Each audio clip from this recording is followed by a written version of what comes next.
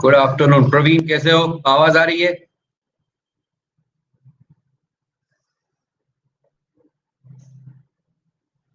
चलो बढ़िया है, बहुत बढ़िया है।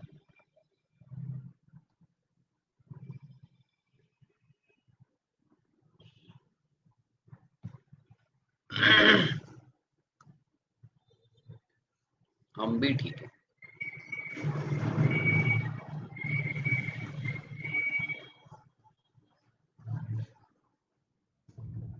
बताओ, ये डायग्राम दिखाई दे रहा है ना?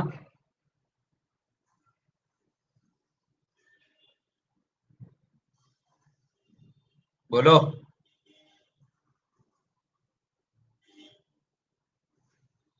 हाँ, आज पहली क्लास इसलिए लगाया क्योंकि ऑनलाइन क्लास, ऑफलाइन क्लास भी लगी है शाम को आज।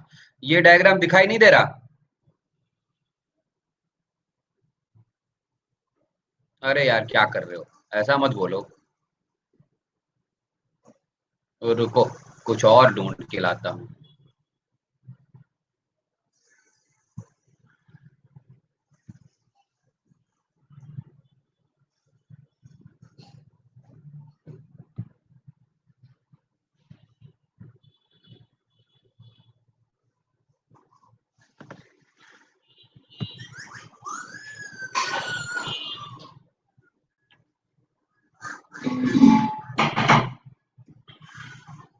आसिया, बोला।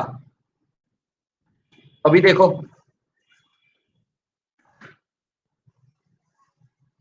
डायग्राम दिखाई दे रहा है?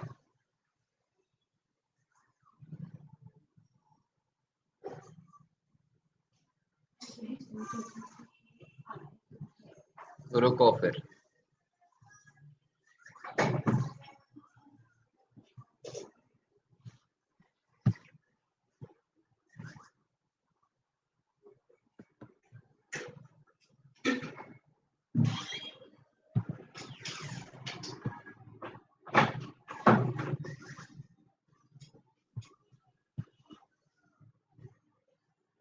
एक मिनट मुझे ढूंढने दो,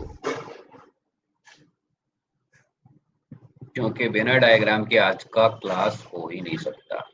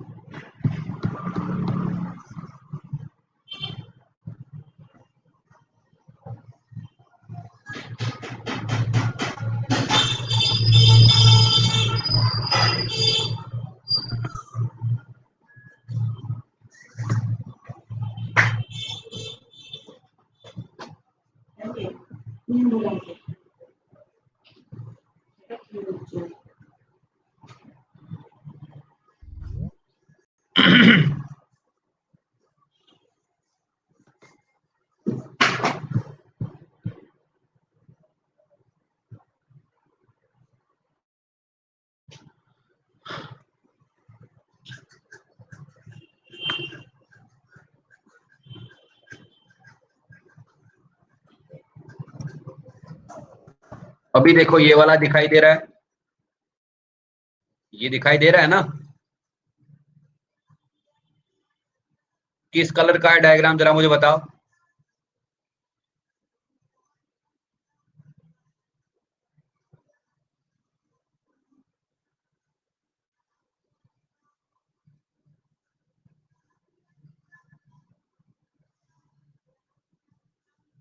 वही वाला पहले वाला, मगर तुमको कैसे पता चलेगा? दिखाई दे रहा है ना? चलो ठीक है फिर, सुनो, सुनते रहो। ठीक है, ठीक है, ठीक है। तो आज हम पढ़ेंगे transport of carbon dioxide in blood. पिछली क्लास में हमने पढ़ा था कि ब्लड के थ्रू ऑक्सीजन का ट्रांसपोर्ट कैसे होता है। मैंने तुमको बताया था जितना भी ऑक्सीजन ट्रांसपोर्ट होगा उसमें से लगभग लगभग 93 से 92% ऑक्सीजन हीमोग्लोबिन के थ्रू ट्रांसपोर्ट होता है इन the form of oxy haemoglobin. और फिर 5, 6 या 7% जो बचता है वो प्लाज्मा में डिसॉल्व होकर ट्रांसपोर्ट होता है। ठीक है, लंग्स से लंग एल्वियोलाई से टिश्यू की तरफ। आज बात करेंगे ट्रांसपोर्ट ऑफ कार्बन डाइऑक्साइड। सबसे पहले तुमको जानना है कि ये कार्बन डाइऑक्साइड बनता कहाँ है, वेयर। जैसा कि इस यहाँ पर लिखा है CO2 कार्बन डाइऑक्साइड, कहाँ पर ये जनरेट होगा? सेल्यूलर रेस्पिरेशन में। सेल्यूलर रेस्पिरेशन कहाँ पर होगी? टिश्यूज के अंदर। एनिमल के टिश्यूज में सेल्यूलर रेस्पिरेशन हो गया। सेल्यूलर रेस्पिरेशन का मतलब है break down of food in tissues. Break down of food in tissues.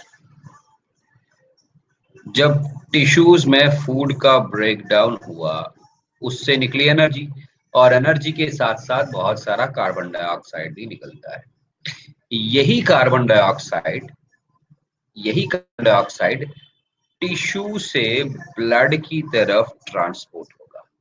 तो टिश्यू से ये कार्बन डाइऑक्साइड ब्लड की तरफ आया। क्यों आया? क्योंकि ब्लड के अंदर जो ऑक्सीजन था वो ऑक्सीजन इस टिश्यू के अंदर आया। ऑक्सीजन टिश्यू के अंदर क्यों आया? मैंने तुमको पिछली क्लास में बताया था कि यहाँ पर इफेक्ट होगा, यहाँ पर काम करेगा कौन सा फैक्टर, कौन सा इफेक्ट? Bohr effect. मैंने कहा था ना, ऑक्सीजन और हीमोग्लोबिन का जो डिसोसिएशन है वो डिपेंड करता है PO2 ऑफ कार्बन डाइऑक्साइड पे। टिश्यू के अंदर PCO2 बहुत ज्यादा है, हाई है, और टिश्यू के अंदर PO2 बहुत लो है। लेकिन ब्लड के अंदर PO2 बहुत ज्यादा क्या था? PO2 बहुत ज्यादा हाई था। और ब्लड के अंदर PCO2 partial pressure of carbon dioxide low था। जैसे ही ये ऑक्सी हीमोग्लोबिन टिश्यू तक पहुंचा, वहां पर इसने देखा PCO2 बहुत हाई है, तो उस वक्त ऑक्सीजन हीमोग्लोबिन से डिसोसिएट हो गया और वो ऑक्सीजन टिश्यू के अंदर आ गया, और बदले में कार्बन डाइऑक्साइड PCO2 जहां पर हाई है, मतलब टिश्यू में हाई है, वहां से ब्लड की तरफ जाए। समझ गए बात?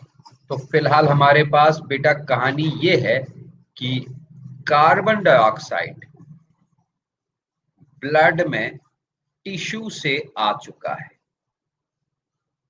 और ब्लड के अंदर कार्बन डाइऑक्साइड आने से ये ब्लड डीऑक्सीजनेटेड ब्लड बन गया है।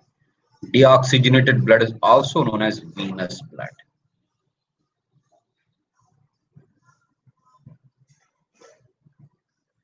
ठीक है, अभी देखो, ये जो कार्बन डाइऑक्साइड ब्लड में आया, इस कार्बन डाइऑक्साइड का क्या होगा? थोड़ा सा कार्बन डाइऑक्साइड ब्लड के अंदर जो आरबीसीज हैं उनके अंदर घुस जाएगा। कितना परसेंट?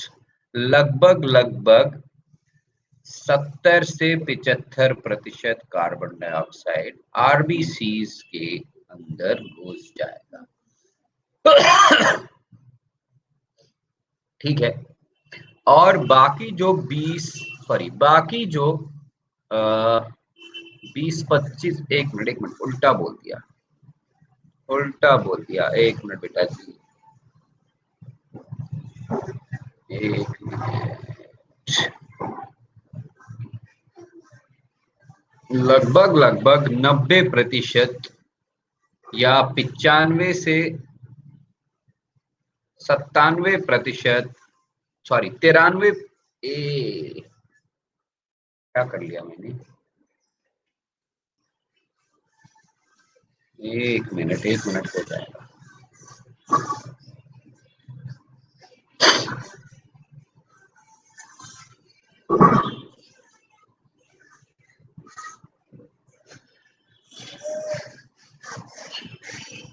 बस हो गया। इधर देखो,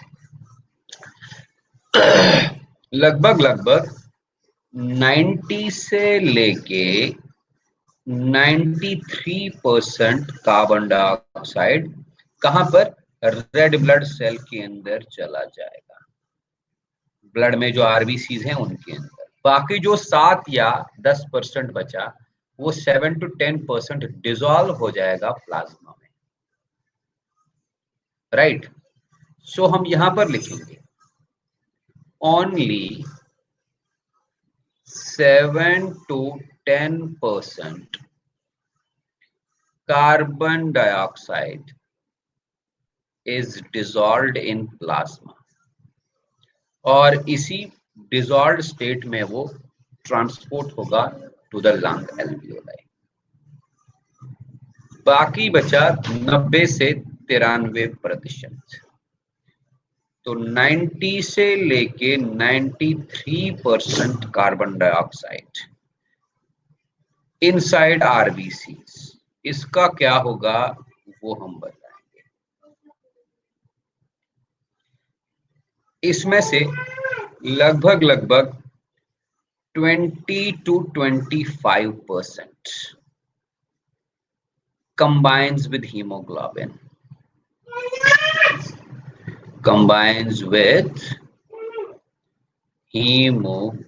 दिखाया होगा उस डायग्राम में, देख सकते हो तुम। ये देखो, कार्बन डाइऑक्साइड हीमोग्लोबिन के साथ कंबाइन हो गया, बना दिया HbCO2। कितना प्रतिशत दिखाया है भाई? 23%।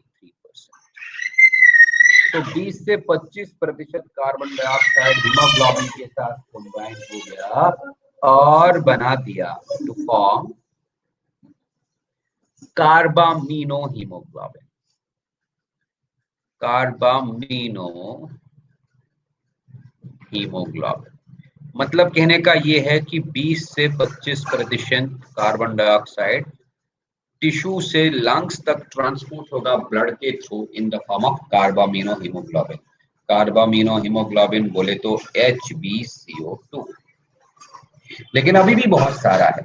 अगर तुम 90 से 20 निकाल दो तो 70% हुआ, है ना। तो वो 70% का क्या होगा?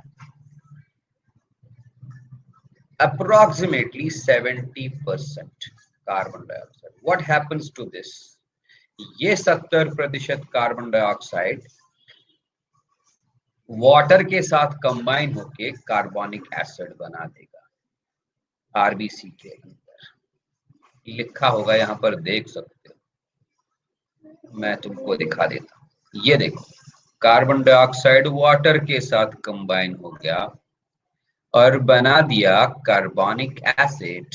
ये रहा कार्बोनिक एसिड। लेकिन कार्बोनिक एसिड बनने के लिए एक एंजाइम की जरूरत पड़ती है। उस एंजाइम का नाम लिखा है CA। What is this CA? CA का मतलब है carbonic anhydrase. Carbonic anhydrase, carbonic anhydrase RBCs के अंदर होता है। क्या कार्बोनिक एनहाइड्रेस ब्लड प्लाज्मा के अंदर होगा? बताओ हाँ या ना।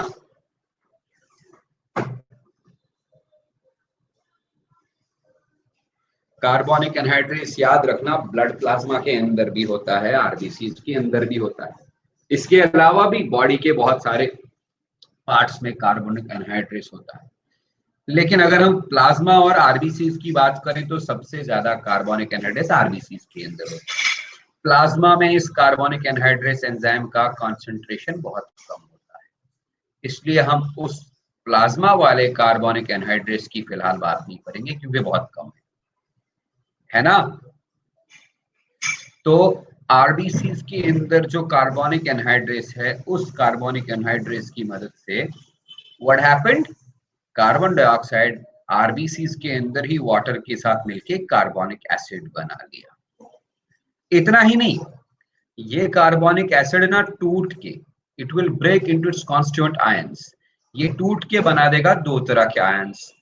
कौन कौन सा? HCO3 माइनस, इसको हम बोलते हैं bicarbonate ion, HCO3 bicarbonate, bicarbonate ions इनको बोलते हैं। और बना देगा H+ बोले तो प्रोटॉन्स। ठीक है ना? अरे भाई ठीक है। अब आएगा यहां पर मेन चीज, क्या? HCO3 माइनस एंड H+, ये दोनों आयंस की वजह से आरबीसी के अंदर ऑस्मोलैरिटी बढ़ सकती है। मतलब आरबीसी का सॉल्यूशन इन आयंस की वजह से हाइपरटोनिक हो गया, इसलिए आरबीसी के अंदर बाहर से पानी आ सकता है प्लाज्मा से। आरबीसी में एंड ऑस्मोसिस हो सकती थी, ये आरबीसी फट सकती थी, लेकिन भगवान ने ऐसा होने नहीं दिया। उसने आरबीसी को फटने नहीं दिया। क्यों? उसने कहा आरबीसी के HCO3 माइनस को, भाई तू बाहर आ जा। तो HCO3 माइनस आरबीसी से बाहर निकला। बदले में एक और आयन प्लाज्मा के अंदर था, क्लोराइड आयन, उसको अंदर जाने दिया। क्यों? क्योंकि आरबीसी के मेम्ब्रेन पे एक ट्रांस मेम्ब्रेन प्रोटीन होता है, उसी ने यह काम किया। इस ट्रांस मेम्ब्रेन प्रोटीन ने बाइकार्बोनेट आयन को आरबीसी से निकाल के प्लाज्मा में डाल दिया और बदले में क्लोराइड आयन को अंदर भेज दिया। इस प्रोसेस को हम बोलते हैं chloride shift. Chloride shift, it is also known as Hamburger's phenomenon. ठीक है, समझ आई बात? अभी देखो, ये जो बाइकार्बोनेट प्लाज्मा के अंदर आया, ये बाइकार्बोनेट प्लाज्मा में ही रहेगा और ऐसे ही ट्रांसपोर्ट होगा। सो 70% कार्बन डाइऑक्साइड जो है that will be transported in the form of bicarbonate ions in plasma. Positive का क्या होगा? H पॉजिटिव अगर रहेगा तो आरबीसी के अंदर पीएच बढ़ सकता है, लेकिन ऐसा भी नहीं हुआ। ये H पॉजिटिव ना हीमोग्लोबिन मॉलिक्यूल्स के साथ बाइंड होगा, बना देगा HH। ठीक है, समझ आई बात? अब देखो, पहले इसका स्क्रीनशॉट मारो।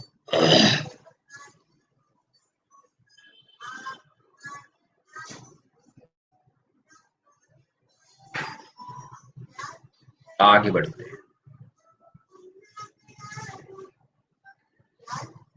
तो हमने क्या सीखा?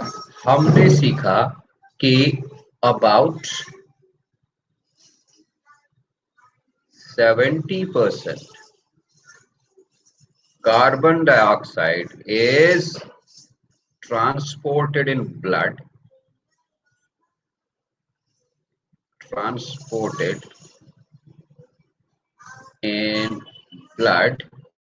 as bicarbonate in plasma। ठीक है, फिर about 7% carbon dioxide is transported in blood as dissolved gas in plasma।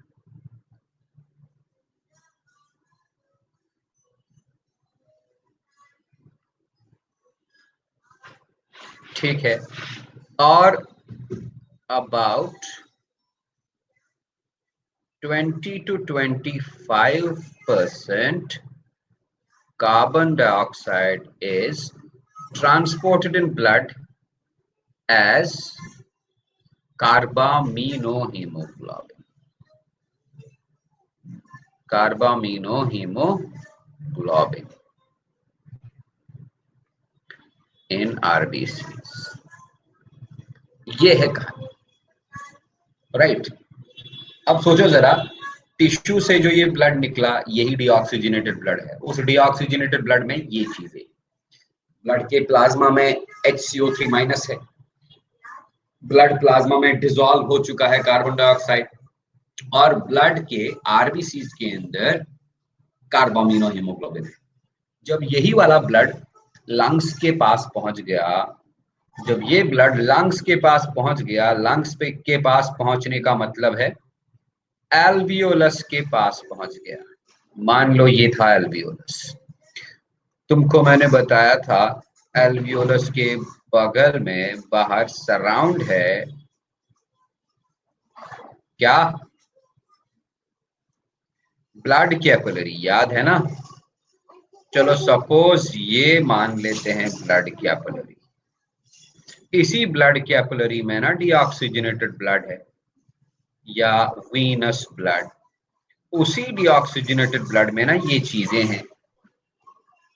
तो जैसे ही ये डीऑक्सीजनेटेड ब्लड एल्वियोलस में पहुंचेगा, एल्वियोलस में फिर से एक्सचेंज होगा गैसेस का। कैसे होगा एक्सचेंज? जो आरबीसी के अंदर कार्बामिनो हीमोग्लोबिन होगा, उस कार्बामिनो हीमोग्लोबिन से कार्बन डाइऑक्साइड टूट जाएगा। क्यों टूटेगा? यहां पर अगेन कहानी आती है वही। क्या कहानी बेटा? एल्वियोलस के अंदर PO2 बहुत ज्यादा है, वेरी हाई PO2। जब भी PO2 ज्यादा होगा उस समय कार्बन डाइऑक्साइड जो हीमोग्लोबिन के साथ जुड़ा है वो डिसोसिएट होगा और उस हीमोग्लोबिन के साथ O2 एसोसिएट हो जाएगा। तो कार्बामिनो हीमोग्लोबिन मतलब जो HbCO2 था, that will dissociate into Hb and CO2, और यही CO2 यहां पर अगर ऑक्सीजन चला गया तो ये CO2 बेटा जी यहां वापस आया। तो कार्बामिनो हीमोग्लोबिन की कहानी खत्म। जो डिसॉल्व गैस था कार्बन डाइऑक्साइड प्लाज्मा में, वो भी यहां आया। अब क्या बचा? अब बचा ना ये। इसका क्या होगा? इसका सिंपल सा तरीका है, आरबीसी के अंदर जो डीऑक्सीजनेटेड ब्लड में आरबीसी थी, उस आरबीसी के अंदर क्लोराइड आ चुका था, और बाहर ब्लड प्लाज्मा में क्या था? HB, क्या था? नहीं, HCO3 माइनस। इस बार उल्टा एक्सचेंज होगा, क्लोराइड वापस बाहर प्लाज्मा में और HCO3 अंदर वापस। तो आरबीसी के अंदर HCO3 आया, इस प्रोसेस को बोलते हैं reverse chloride shift. Reverse chloride shift, ये रिवर्स क्लोराइड शिफ्ट कहां पर होगा? ये होगा तब जब ये डीऑक्सीजनेटेड ब्लड लंग एल्वियोलाई के पास पहुंचेगा कैपिलरी। इस HCO3 माइनस का क्या होगा? ये वही HCO3 माइनस आरबीसी के अंदर जुड़ जाएगा किसके साथ? H पॉजिटिव के साथ, और आरबीसी के अंदर बना दिया H2CO3। H2CO3 बोले तो carbonic acid. Finally carbonic acid RBC के अंदर उसी एंजाइम से फिर से कन्वर्ट होगा इनटू H2O प्लस CO2। बन गया ना CO2 वापस, और वो CO2 एल्वियोलस में। अब बताओ समझ आया? तो जितना भी कार्बन डाइऑक्साइड डीऑक्सीजनेटेड ब्लड में बना था तीनों फॉर्म्स में, वो वापस एल्वियोलस में आया, और एल्वियोलस के अंदर ऑक्सीजन आया हुआ था वो चला गया ब्लड कैपिलरी के, ब्लड के अंदर।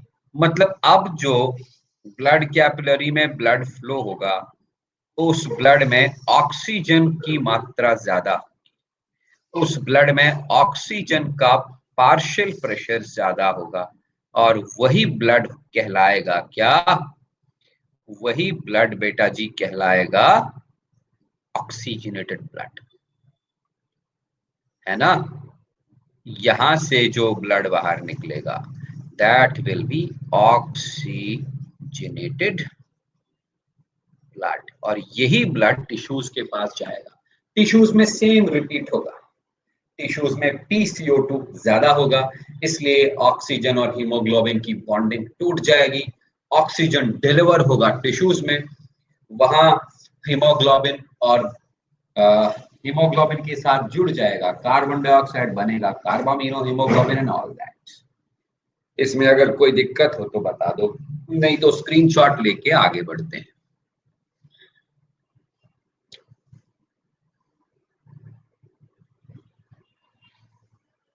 ठीक है, ये हुआ ट्रांसपोर्ट ऑफ गैसेस वाला टॉपिक हमारा खत्म। इसके बाद हमारा एक और टॉपिक है रेगुलेशन ऑफ रेस्पिरेशन। छोटा सा टॉपिक है, आसान सा टॉपिक। ये रेगुलेशन ऑफ रेस्पिरेशन हम बताएं।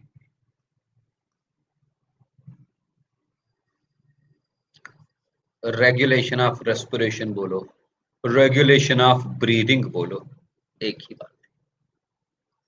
रेगुलेशन ऑफ रेस्पिरेशन या रेगुलेशन ऑफ ब्रीदिंग।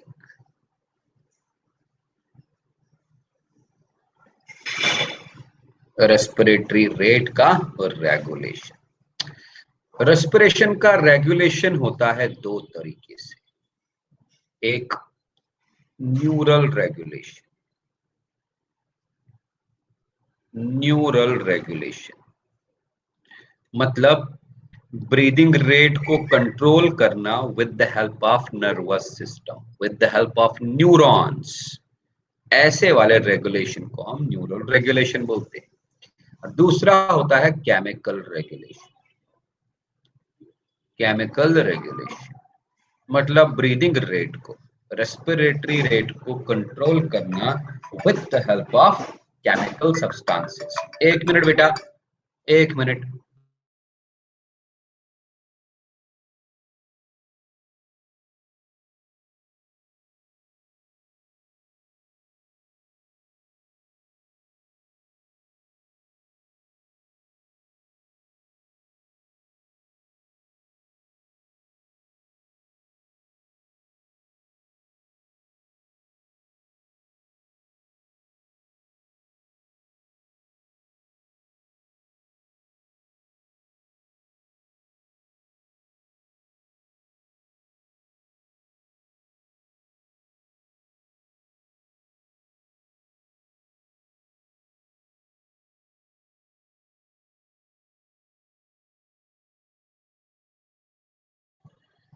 ठीक है ना? हाँ Praveen, respiration rate, respiratory rate, breathing rate control होता है हमारे अंदर। भगवान ने दो मैकेनिज्म्स रखे हैं, न्यूरल कंट्रोल वाला mechanism and chemical regulation. Neural regulation का मतलब है ब्रीदिंग रेट को कंट्रोल करना with the help of neurons, और केमिकल रेगुलेशन का मतलब है ब्रीदिंग रेट को कंट्रोल करना with the help of chemical substances. Okay, पहले हम बात करेंगे न्यूरल रेगुलेशन। तो न्यूरल रेगुलेशन के लिए हमारे ब्रेन में दो इंपॉर्टेंट पार्ट्स होते हैं। एक होता है मेडुला ऑब्लोंगेटा, पढ़ा होगा तुमने, ब्रेन का मेडुला ऑब्लोंगेटा वाला पार्ट। और दूसरा होता है ब्रेन के अंदर एक और पार्ट, उसका नाम है पॉन्स। ये दोनों हाइंड ब्रेन में आते हैं। देखो, फोर ब्रेन की बात करो तो फोर ब्रेन में आता है cerebrum and diencephalon plus olfactory lobes. Midbrain की बात करो तो मिड ब्रेन में आते हैं cerebral peduncles and optic lobes. तुमको इसलिए बता रहा हूं क्योंकि तुम पढ़े हो, ठीक है। और हाइंड ब्रेन में आता है cerebellum, pons and medulla oblongata. तो हमारे हाइंड ब्रेन में दो पार्ट्स होते हैं, medulla oblongata and pons. Is it okay? समझ रहे हो ना? चलो तुमको डायग्राम में दिखाई देता हूं, अगर तुमको ये डायग्राम दिख गया तो बढ़िया है, नहीं तो फिर हम कुछ और सोचते हैं। एक मिनट,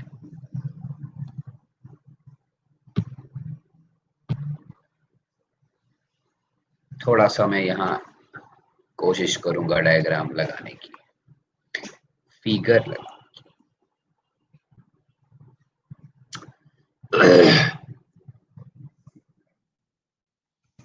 जरा हमको बताओ, दिखाई दे रहा है कुछ?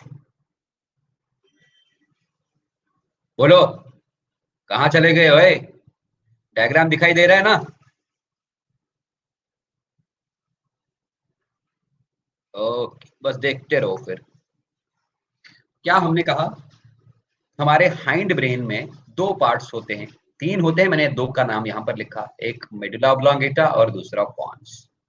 मेडुला ऑब्लोंगेटा में एक ब्रीदिंग सेंटर होता है, उसका नाम है respiratory rhythm centre. Respiratory rhythm centre,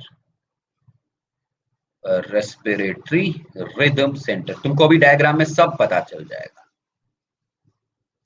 इस रेस्पिरेटरी रिदम सेंटर में दो तरह के नर्व्स होते हैं, दो तरह के नर्व फाइबर्स या न्यूरॉन्स होते हैं। कौन कौन से? देखो, respiratory rhythm centre is composed of two types of या टू ग्रुप्स ऑफ न्यूरॉन्स। एक वेंट्रल ग्रुप ऑफ न्यूरॉन्स या वेंट्रल रेस्पिरेटरी ग्रुप।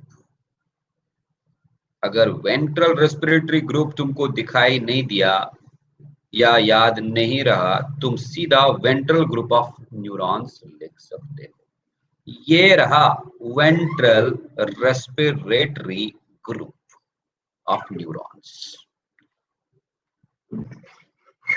क्या समझे? और dorsal respiratory group of neurons, dorsal respiratory group of neurons. तो ये रहा dorsal respiratory group of neurons. These two combinedly collectively form our respiratory rhythm center. तो कुल मिला के बात ये है कि हमारे ब्रेन के अंदर एक रेस्पिरेटरी रिदम सेंटर होता है। वो रेस्पिरेटरी रिदम सेंटर ब्रेन के मेडुला ऑब्लोंगेटा में होता है, राइट? उस रेस्पिरेटरी रिदम सेंटर में दो ग्रुप्स ऑफ न्यूरॉन्स होते हैं, ventral group of neurons and dorsal respiratory group of neurons. जो ये ventral group of neurons, diagram में तुम देख सकते हो, वेंट्रल ग्रुप ऑफ न्यूरॉन्स, इसका काम क्या है? ये इंस्पायरेशन एंड एक्सपायरेशन दोनों को कंट्रोल करते हैं। They control both inspiration and expiration. पढ़ाया था ना, ब्रीदिंग में दो स्टेजेस होते हैं, हवा को अंदर लेना और हवा को बाहर छोड़ना। हवा को अंदर लेने के प्रोसेस को इंस्पायरेशन बोलेंगे, बाहर छोड़ने के प्रोसेस को एक्सपायरेशन बोलेंगे। तो ventral respiratory group of neurons दोनों को कंट्रोल करता है, inspiration as well as expiration. जो डॉर्सल लिखा है देखो, inspiratory as well as expiratory. और dorsal group of respiratory neurons में खासियत ये है कि they control inspiration only, they control inspiration. इसमें इंस्पायरेटरी न्यूरॉन्स होते हैं ओनली। ठीक है जी, इतना क्लियर? हाँ या ना बोलो।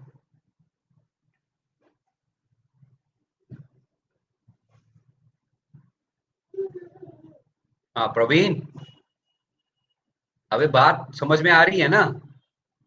Okay okay. अब बात करते हैं जो हमारे ब्रेन के पॉन्स वाले रीजन में सेंटर है उसकी, देखते जाओ। ब्रेन के पॉन्स रीजन में एक और स्पेशलाइज्ड सेंटर है। That centre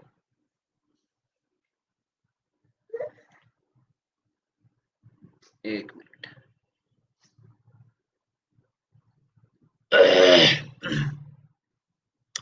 that centre can be distinguished into two parts. पॉन्स में जो सेंटर है, रेस्पिरेटरी सेंटर, उसमें भी दो पार्ट्स होते हैं. एक देख सकते हो, न्यूमोटैक्सिस सेंटर, और दूसरा एपन्यूस्टिक सेंटर. तो एपन्यूस्टिक सेंटर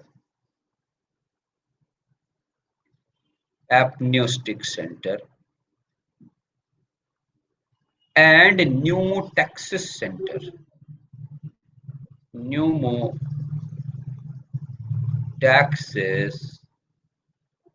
center, ये दोनों कलेक्टिवली बनाते हैं पॉन्स का रेस्पिरेटरी सेंटर. तो मतलब ब्रेन में दो तरह के रेस्पिरेटरी सेंटर्स होते हैं. एक रेस्पिरेटरी सेंटर होता है कहां पर? मेडुला ऑब्लोंगेटा में, and that respiratory center is known as respiratory rhythm center. दूसरा होता है pons respiratory center. Pons respiratory center is composed of two types of centers, apneustic center and pneumotaxis center. अब देखो, तुम्हारे एनसीईआरटी बुक में एक जबरदस्त सेंटेंस लिखा है. क्या? वहां पर लिखा है कि pneumotaxis center can moderate the functions of respiratory rhythm center. एकदम ऐसा ही सेंटेंस लिखा है. अगर तुम्हारे सामने हो एनसीईआरटी बुक तो उसमें देख लेना. क्या लिखा है? Pneumotaxic centre can moderate the functions of respiratory rhythm centre. इसका मतलब ये हुआ कि जो पॉन्स के अंदर न्यूमोटैक्सिस सेंटर है, ये मॉडरेट मतलब माइनस मतलब लिमिट मतलब हल्का सा ये डिक्रीज करेगा, इनहिबिट करेगा. किसको? रेस्पिरेटरी रिदम सेंटर को. तो it moderates the function of respiratory rhythm centre. Function of respiratory rhythm centre. तो रेस्पिरेटरी रिदम सेंटर में दो तरह के ग्रुप्स ऑफ न्यूरॉन्स हैं. Ventral respiratory group of neurons वो इंस्पायरेशन और एक्सपायरेशन को कंट्रोल करता है, और डॉर्सल ग्रुप ऑफ न्यूरॉन्स वो केवल इंस्पायरेशन को कंट्रोल करता है. इन दोनों सेंटर्स के ऊपर न्यूमोटैक्सिस सेंटर है पॉन्स वाला. कभी कभार जरूरत पड़ने पर यही pneumotaxic centre ventral respiratory group of neurons और dorsal respiratory group of neurons को बोलता है कि अभी रेस्पिरेशन की रेट कम कर दो. उसी को बोलते हैं क्या? उसी को एनसीईआरटी बुक ने लिखा है कि pneumotaxic centre can moderate the functions of respiratory rhythm centre. तो pneumotaxic centre can decrease the function of respiratory rhythm centre. और जो एपन्यूस्टिक सेंटर है, इसमें प्लस लिखा है, प्लस उसका opposite. Apneustic centre can moderate नहीं, can increase the functions of respiratory rhythm centre. समझ रहे हो बात? तो it can decrease the functions of respiratory rhythm centre. This one can increase the functions of respiratory rhythm centre. तो breathing को control करता है रेस्पिरेटरी रिदम सेंटर, लेकिन ब्रीदिंग तेज होगी या ब्रीदिंग स्लो होगी उसको देखता है पॉन्स वाला सेंटर. पॉन्स में दो सब सेंटर्स होते हैं, एपन्यूस्टिक सेंटर एंड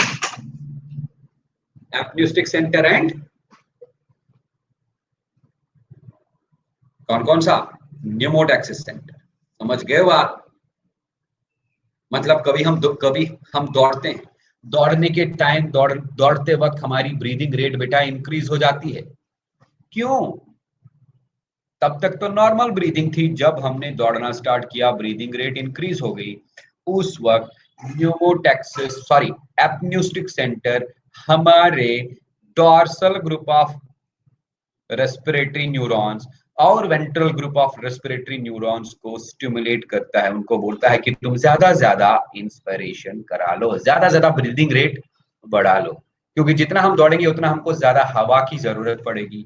हवा की जरूरत मतलब हमको ज्यादा ऑक्सीजन की जरूरत पड़ेगी, हमको ज्यादा ज्यादा इनहेलेशन करना है। इनहेलेशन को कंट्रोल करता है कौन? Respiratory rhythm centre. लेकिन तब रेस्पिरेटरी रिदम सेंटर इनहेलेशन की रेट को बढ़ा देगा जब उसको ऊपर से मैसेज मिलेगी, वो मैसेज देगा हमारा एपनियोस्टिक सेंटर। हाँ, और जब हम आराम से बैठेंगे, सोए रहेंगे, उस वक्त रेस्पिरेटरी या ब्रीदिंग रेट स्लो होती है। नॉर्मल तो 12 से 14 मिनट होती है, जब हम सोए रहते हैं उस वक्त स्लो होती है। और उस वक्त हमारा ये न्यूमोटैक्सिस सेंटर रेस्पिरेटरी रिदम सेंटर को बोलता है कि भाई थोड़ा सा ब्रीदिंग रेट को डिक्रीज करा दे, बंदे को ज्यादा एनर्जी की जरूरत है नहीं। ये कहानी बताओ, समझ आया? न्यूरल कंट्रोल ऑफ रेस्पिरेशन समझ आया कि नहीं? हाँ या ना? जल्दी तो मार लो फिर स्क्रीनशॉट। अब बात करेंगे केमिकल कंट्रोल की, राइट? ओके बड़ी, तो let's talk about chemical control of breathing or chemical control of respiration.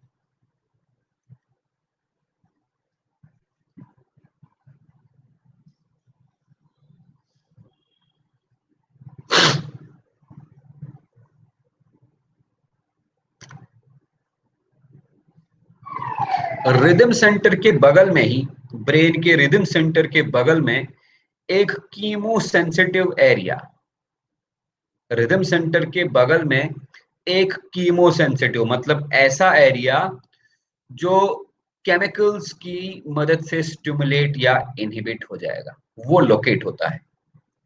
तो मैंने क्या बोला?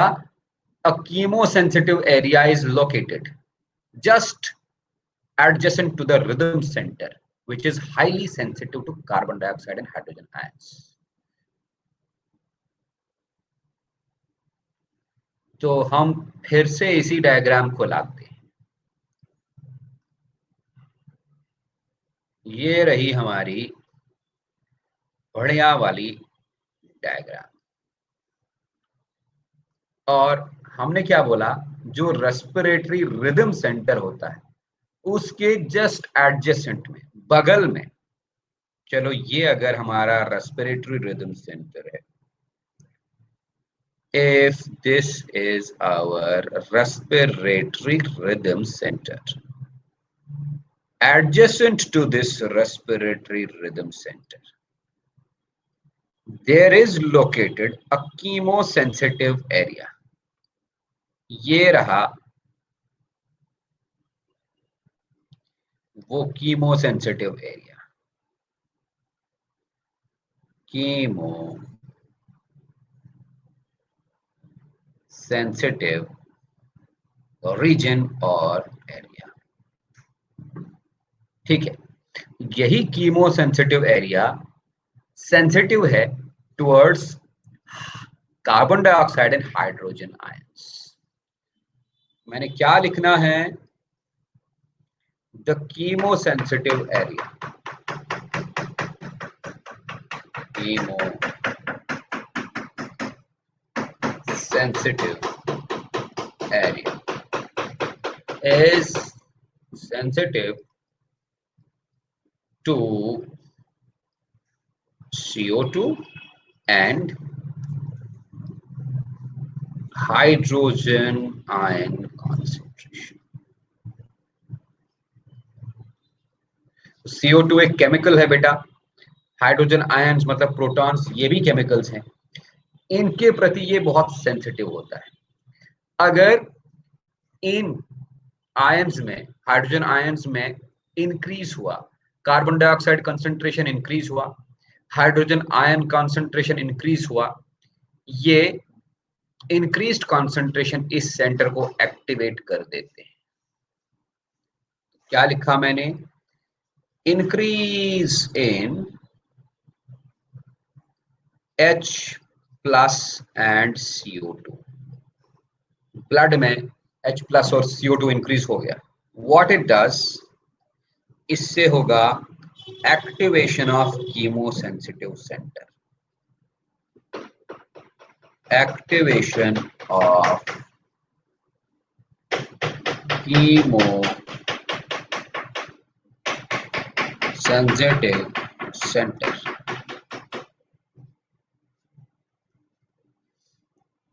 Activation of chemo sensitive centre. जब कीमो सेंसिटिव सेंटर एक्टिवेट होगा तो ये सिग्नल देगा rhythm centre of the brain को, ताकि rhythm centre of the brain necessary adjustments कर ले और ये दोनों एलिमिनेट हो जाए। इट गिव्स सिग्नल्स, क्योंकि रिदम सेंटर बगल में ही है, तो signals to rhythm centre, respiratory rhythm centre, तब जाके रिदम सेंटर एडजस्ट करता है ब्रीदिंग रेट को। एडजस्टमेंट्स इन ब्रीदिंग रेट, क्योंकि कार्बन डाइऑक्साइड कॉन्सेंट्रेशन ज्यादा हो गया तो कार्बन डाइऑक्साइड को बाहर ही निकालना है ना, बाहर निकालना है तो ब्रीदिंग रेट हैवी होगी, तब जाके एक्सेलेशन जल्दी जल्दी होगा। ठीक है,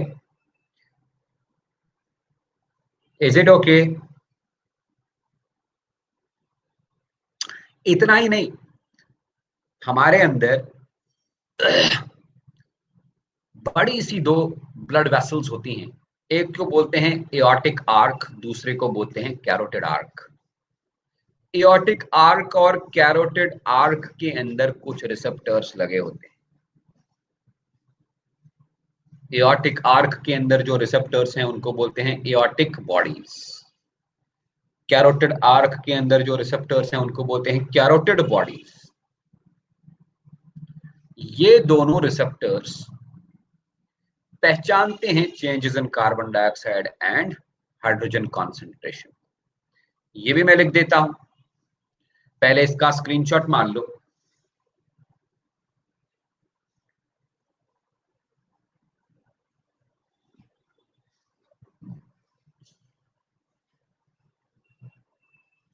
तो क्या मैंने कहा, receptors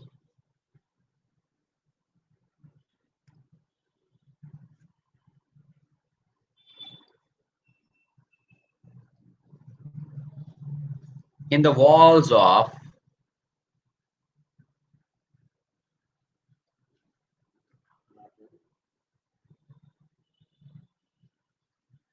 carotid arc,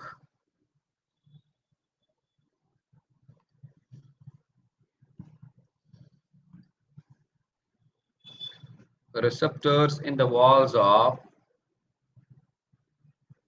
carotid and aortic arcs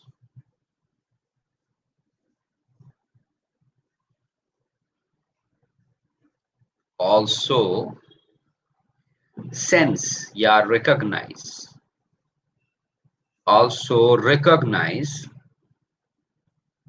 changes in carbon dioxide and H positive ion concentration, also sense changes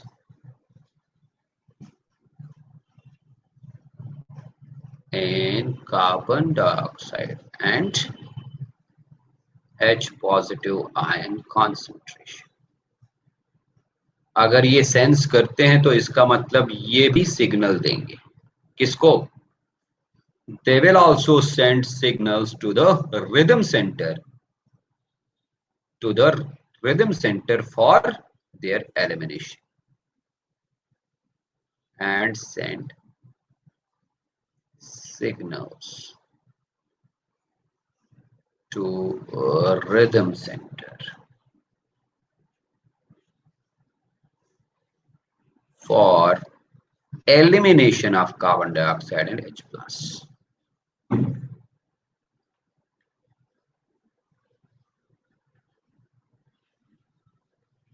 okay,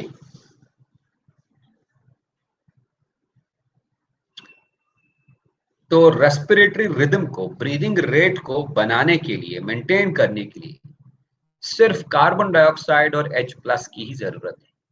oxygen का रिक्वायरमेंट कहीं पे नहीं दिख रहा। मतलब ऑक्सीजन भी एक केमिकल है। ऑक्सीजन की मदद से हमारा ब्रीदिंग रेट कंट्रोल नहीं हो सकता। ब्रीदिंग रेट को कंट्रोल करने के लिए या तो ब्रेन के न्यूरॉन्स की जरूरत पड़ेगी या तो कुछ केमिकल्स की जरूरत पड़ेगी। वो केमिकल्स कौन से हैं? They are the chemicals like carbon dioxide and H+। Oxygen का बहुत ही छोटा मतलब नेग्लिजिबल रोल है, इनसिग्निफिकेंट है ऑक्सीजन ब्रीदिंग रेट को कंट्रोल करने में। ठीक है जी, इसका स्क्रीनशॉट मार दो।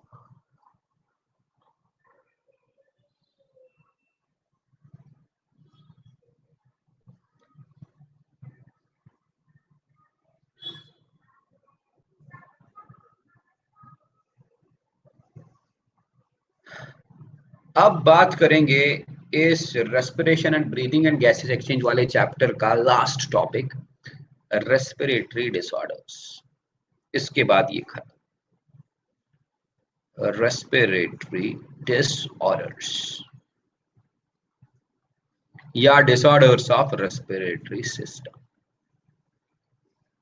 Disorders, diseases related to respiratory system. Let us talk first about asthma. सबसे पहला रेस्पिरेटरी डिजीज एस्थमा। एस्थमा में परेशानी होती है, डिफिकल्टी होती है ब्रीदिंग में। Asthma is the difficulty in breathing. और ये क्यों होती है? एस्थमा क्यों होता है? It is caused due to inflammation of bronchi and bronchioles. Inflammation मतलब सूजन होती है। Inflammation in bronchi. ब्रोंकाई मैं तुमको बता चुका हूं कहां पर होते हैं, लंग्स के अंदर। जब ये आता है, क्या था वो, ट्रैकिया। ट्रैकिया चेस्ट कैविटी में दो पार्ट्स में डिवाइड होता है, उनको बोलते हैं प्राइमरी ब्रोंकाई। हर प्राइमरी ब्रोंकास लंग्स के अंदर फर्दर ब्रांचेस में डिवाइड होता है, जिनको हम बोलते हैं secondary bronchi. Secondary bronchi further divide होके बनाते हैं tertiary bronchi. Tertiary bronchi divide होके बनाते हैं ब्रोंक्यूल्स।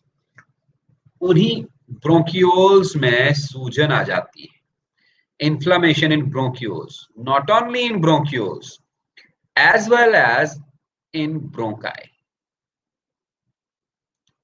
अगर ब्रोंक्यूल्स और ब्रोंकाई में इन्फ्लेमेशन आ गई तो सीधी सी बात है भाई, अगर ये ब्रोंकाई है, अगर ये एक एयर ट्यूब है जिसको अपन ब्रोंकस बोलेंगे, इस ब्रोंकस के वॉल में सूजन आ गई, इसके दीवार में सूजन आ गई, तो सूजन आने से इसका दीवार, इसका वॉल फूल जाएगा। तो अंदर ये जो कैविटी थी, इसका वॉल मोटा हो गया ना, तो अंदर जो बेटा स्पेस थी, ऐसे करके सूजन आ गई। इसकी सूजन आने से कैविटी पतली हो गई ना, नैरो हो गई इसकी कैविटी। तो कैविटी नैरो होने से जितनी हवा अंदर जानी चाहिए थी उतनी नहीं जाएगी, तो बंदे को ब्रीदिंग में डिफिकल्टी होगी ही होगी ना। So it occurs due to inflammation in the breathing, inflammation in the bronchi and bronchioles. इससे क्या होगा? So difficulty in breathing occurs. सांस लेने में प्रॉब्लम होगी, difficulty in breathing. क्यों? Due to narrowing of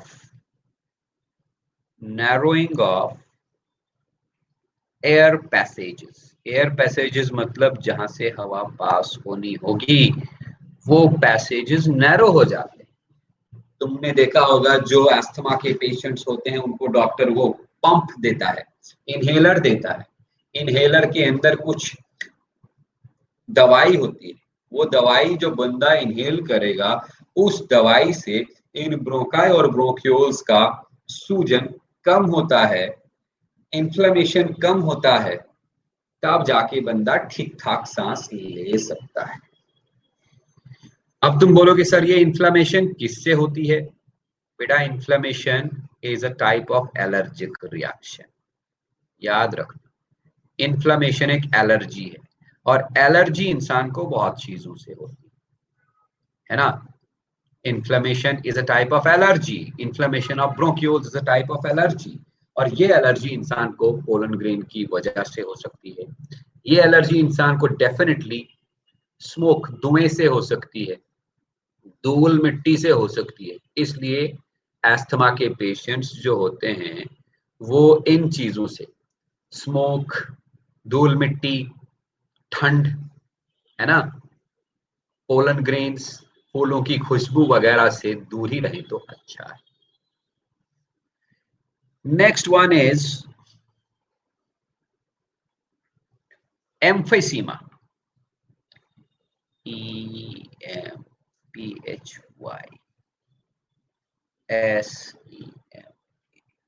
emphysema. तो ये वाला क्या है? एम्फीसीमा एक बहुत ही खतरनाक क्रॉनिक डिसऑर्डर है जिसमें एल्वियोलाई के वॉल्स डैमेज हो जाते हैं। So damage to the walls of alveoli,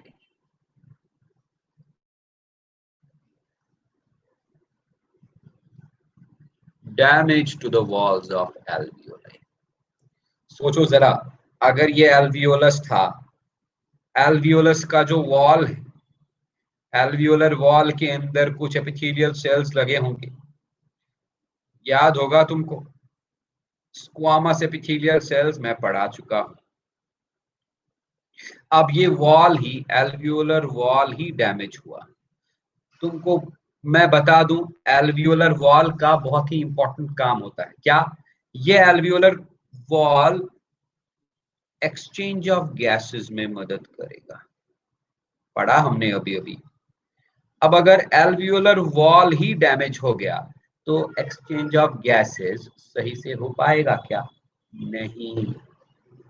अब जितने ज्यादा एल्वियोलाई के वॉल्स डैमेज होंगे उतना exchange of gases, exchange of gases को ही तो हम ब्रीदिंग बोलेंगे, उतना एक्सचेंज ऑफ गैसेस कम होगा, राइट? तो एम्फीसीमा में damage to the walls of the alveoli, what happens then?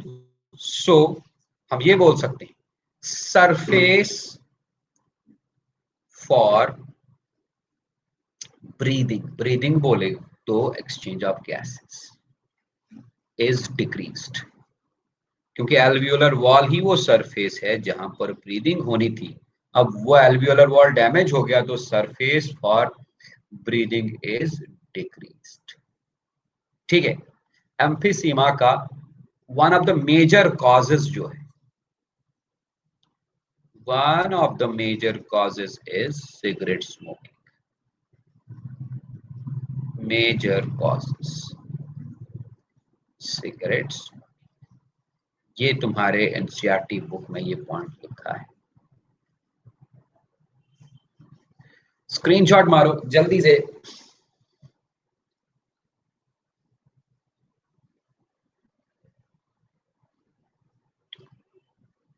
Next one is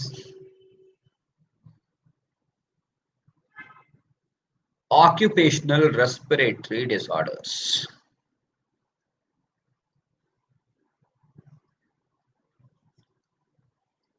Occupational respiratory, bathroom में नल के आवाज है,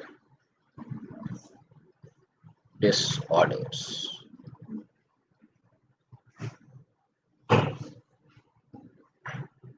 ऑक्यूपेशनल रेस्पिरेटरी डिसऑर्डर्स, ये ऐसे वाले रेस्पिरेटरी डिजीजेज हैं जो होते हैं इंसान की ऑक्यूपेशन की वजह से।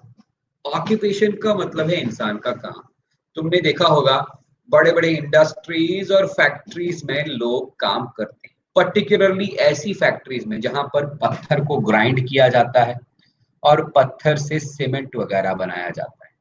उन इंडस्ट्रीज में बेटा बहुत सारे डस्ट पार्टिकल्स निकलते हैं, और यही डस्ट इंसान के डिफेंस मैकेनिज्म को खराब नहीं कर पाती। मतलब मैं ये बोलूंगा कि इंसान का जो डिफेंस मैकेनिज्म है वो इस डस्ट के साथ फुली कोप अप नहीं कर पाता। क्यों? क्योंकि मान लो देखो, हम अगर इंडस्ट्री फैक्ट्री में गए एक दिन घूमने के लिए तो हो सकता है हमारे अंदर भी डस्ट पार्टिकल्स आ जाएं, लेकिन हम बार बार तो जाते नहीं है ना। तो उन थोड़े से डस्ट पार्टिकल्स से जूझने के लिए हमारा इम्यून सिस्टम, डिफेंस मैकेनिज्म काम कर देगा। लेकिन वो इंसान जो वहां पर काम ही करता है और रोज उसकी बॉडी में कितने सारे डस्ट पार्टिकल्स जाते होंगे, तो उसके डिफेंस मैकेनिज्म के ऊपर बहुत सारा लोड पड़ेगा ना। तो डिफेंस मैकेनिज्म पूरी तरह से कोप अप नहीं कर पाता। राइट। तो हम बात करेंगे ऑक्यूपेशनल रेस्पिरेटरी डिसऑर्डर्स में। एग्जाम्पल मैंने दिया किनका? जो इंडस्ट्रीज होती हैं, पर्टिकुलरली स्टोन ब्रेकिंग इंडस्ट्रीज या ग्राइंडिंग इंडस्ट्रीज, वहां के लोगों का। ठीक है जी। Long exposure, long exposure, long मतलब ज्यादा देर तक उन चीजों के साथ जूझते रहेंगे तो long exposure of a person to some some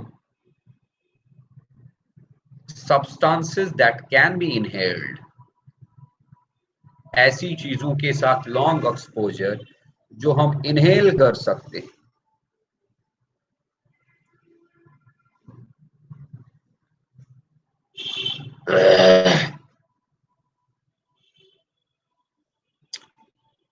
leading to fibrosis, resulting in fibrosis। Fibrosis का मतलब है इनहेल किया, लंग्स के अंदर एक फिब्रॉइड टिश्यू बनना स्टार्ट होगा। मतलब लंग्स का जो स्पॉन्जी नेचर है वो खत्म हो गया, लंग्स थोड़े से हार्ड हो जाएंगे। या सिर्फ लंग्स नहीं, जिस बॉडी के जिस पार्ट के अंदर वो सब्सटेंसेस जाएंगे वो पार्ट ही, वो विसरल ऑर्गन ही थोड़ा सा फिब्रस बन जाएगा, हार्ड बन जाएगा। इसको फिब्रोसिस बोलते हैं।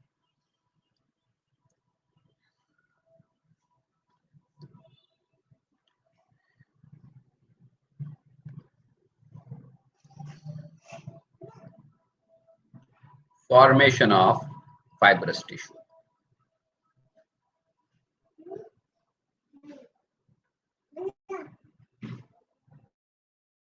ठीक है। Long exposure of a person to some substances that can be inhaled, resulting in a fibrosis and thus causing serious damage। यहां पर कौन से ऑर्गन की बात हो रही है? लंग्स की। एंड कॉजिंग लंग डैमेज हम लिख सकते हैं। इन डिजीजेस को हम ऑक्यूपेशनल रेस्पिरेटरी डिसऑर्डर्स बोलते हैं। और ये होती है उनमें, किनमें? जो वर्कर्स होते हैं, workers of grinding and stone breaking industries।